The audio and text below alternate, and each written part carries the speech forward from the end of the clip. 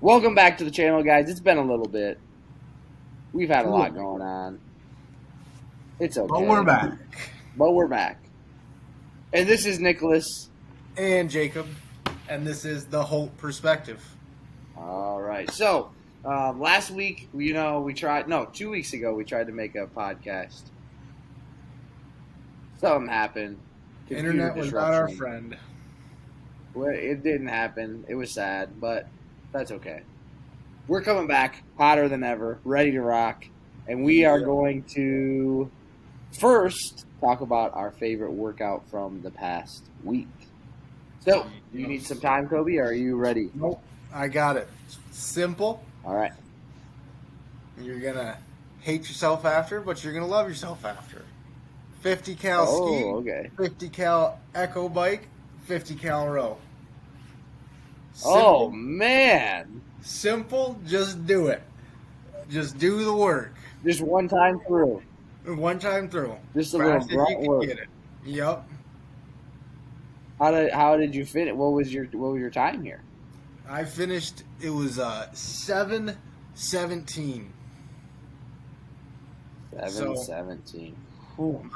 My slowest was the ski. Still figuring that out to be more efficient there. Yeah. I was able to catch some time up with my row though at the end. So I was still tired, but it was nice that was programmed at the end, because of the three, I would say that my row is the most efficient. So I just gradually got better as the workout went on. Yeah, that's nice. Yeah, that sounds pretty gross. Yeah. So since you threw out a gross one, I got to throw out a gross one too. I did a 10-minute EMOM of 7 double kettlebell thrusters at the 53 pounders, and 7 calories on the bike. You had to do both of them in the same minute. Oof. It was bad. It was really bad. Yeah. It was one of those ones where you finish the first minute and you're like, oh boy, this is gonna be a doozy. This one is gonna hurt bad. Because there were numbers that as long as you just went unbroken on the thrusters, you're not gonna not make it. Right. But if you don't make it fast enough, you don't get enough break. Yeah. But if you go too fast, then you're really in trouble. It was a bad one. It was. That sounds like. So I was finishing all the rounds between 39 and 41 seconds ish. Okay. So it was about 2-to-1 rest ish type deal. But yeah, it was bad. Bad stuff. Bad. Well, I survived, so probably my favorite. Just because you threw out a doozy one, I got to throw out a doozy one right back at you. Gotta love to hear them. All right, so let's get rolling. Today we have a fun topic. Kobe, what is our topic? You brought up the topic, so you got to talk about it. We are going to talk about the change-ups that they brought to the 2023 CrossFit Games season. So, changing. So it's is it a regional? Is it bringing back some regional type things? A little bit. Right. Is it a change at all, really? Is it good? Is it bad? Does it matter? I don't know. So, I've got a little post up here right on my phone. So, we're going to go through a few things. Number 1, so the flow of the season. Same thing. Open, quarterfinals, semifinals, games. So, just like normal. So, the big things first. So, it's kind of said for each. They kind of broke it up into each stage. The Open is still 3 weeks. It starts a little bit earlier this year. It starts February 16th, where I think usually it started the end of February-ish. So it's a little bit earlier. Big thing that they changed here was that you have to get your video or workout okayed by your affiliate manager, or take a video and post your video of the score. So there's no more this person's a registered judge and they just signed off on my video or my workout. So I think that's a good thing because it kind of will help a little bit. I mean, there's always going to be cheating. That's just the world we live in.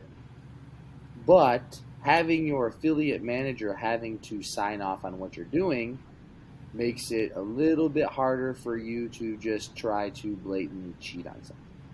Right. And it can put, who knows what ramifications might come from that. It puts the affiliate under fire if they're sending multiple fake scores out there.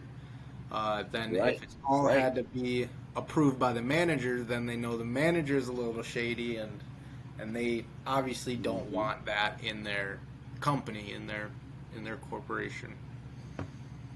Well, so yeah, that's a pretty good change that I see. That will help.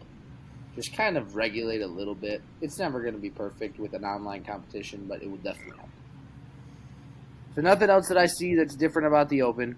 Next up, we have the quarterfinals. So the quarterfinals is same thing, 10% of the individuals and age group and 25% of the teams will advance from the Open to the quarters. Nothing crazy there.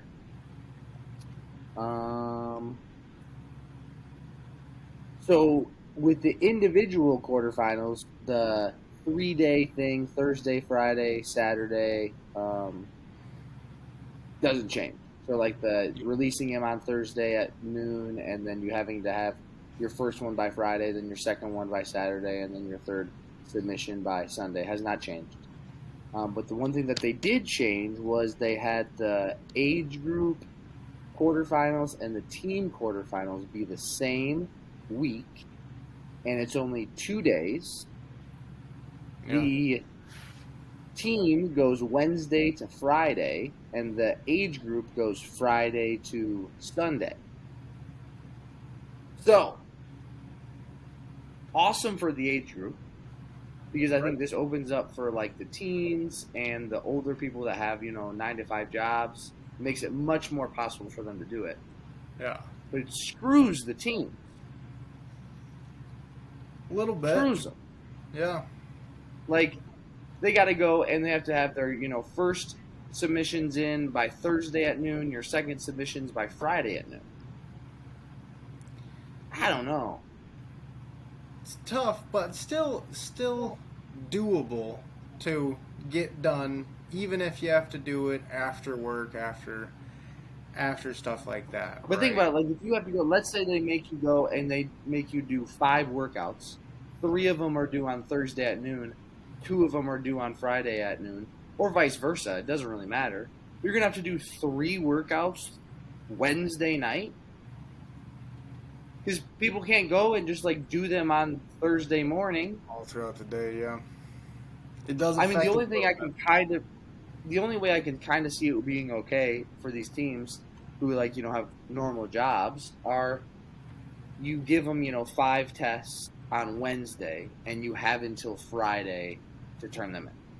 Yeah, they could. That's the only way that I can see this being fair. I don't think that part. If they don't do it like that and they follow the same structure they have, super unfair to a lot of the people that are trying to go team.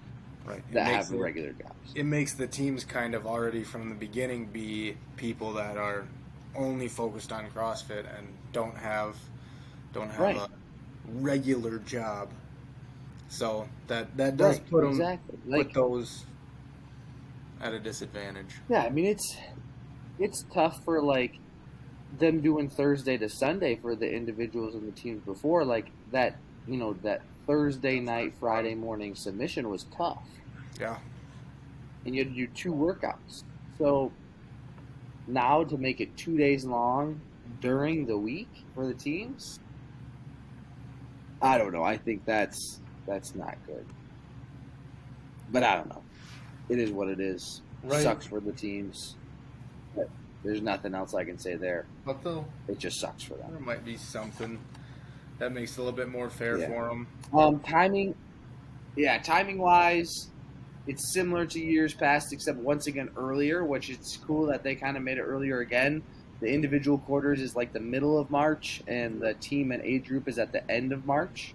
So once again, that's good. Gives the athletes more time to trained for them to who like qualified for semis, or qualified for semis. So it gives them a little bit more time of training before their semifinal, which is cool. So another good change there, in my opinion. Let's see. Okay, so semifinal. This is probably the most changed part, or changed, and I put it in air quotes. They have 7 semifinals. The big difference is that they broke the 4 North American semifinals into 2 big ones, and the 2 Europe ones into 1 big Europe one. Which is kind of cool to have a 60-person competition. Like, that's crazy. Huge. So that's going to be pretty cool. I'm kind of excited to see how they're going to orchestrate that. Like, are they going to have 6 heats of 10 athletes? Or are they going to, like, just have, I don't know. Because I remember during watching the Granite Games this past year, and they had one event where they had all 30 athletes competing at the same time, and it was crazy. Yeah. Now, like, imagine they are able to put all 60 out there at the same time. That might not be as plausible, but yeah, they might probably have workouts that are able to get like 2 groups of 30 out there then, or being able to fit in 15, then they can still go into 4 heats, something of that sorts. Because you also don't. That would be cool too. 6 heats, yeah, that will be like a super competitive. Semifinal, and it will like just magnify that idea of the CrossFit mentality of like being solid at everything and having no holes. Like, because if you have a hole and you bomb an event and you go 55th place, right, you're not gonna go top 5 anymore. Like, it's over. Yeah, you can't. So I think it's awesome. I think that the 60 athlete semifinal is going to be a ton of fun to watch, and going to add to it super competitive. I mean, the North American regions are always the best; they just are. Right. And then just add more bias, of course, because we're from North America. But like, you look at the CrossFit Games, and like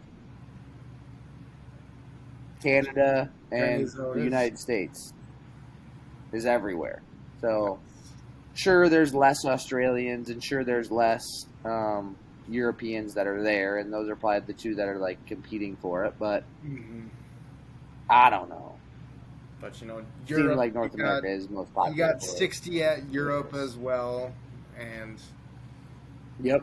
so that one will be a really cool one. The only one that maybe gets the biggest snub is that Australian region, but. And it does, like, there's no doubt, and it's really hard because I kind of dove into the Australia world of CrossFit and like tried to understand. But the biggest thing is like they have really talented athletes, but there's just not that many Australians that do the quarterfinals or do the Open. Like, if you check out the last year's, and I'll pull it up real quick. But if I remember correctly, there was only like 80 athletes that did the quarterfinals last year for Australia. Yeah, so like if you open it up to 60 for them, like you're gonna get some people in that open or in that regional that wouldn't even come close to going into the North American or European one. So right. So it's tough. I get that, like, there's some really, really talented people in Australia. Like, there's no question. But at the same time, it's like, I don't know. And they added those 2 strength of field spots. So. Yep. That's pretty cool. I like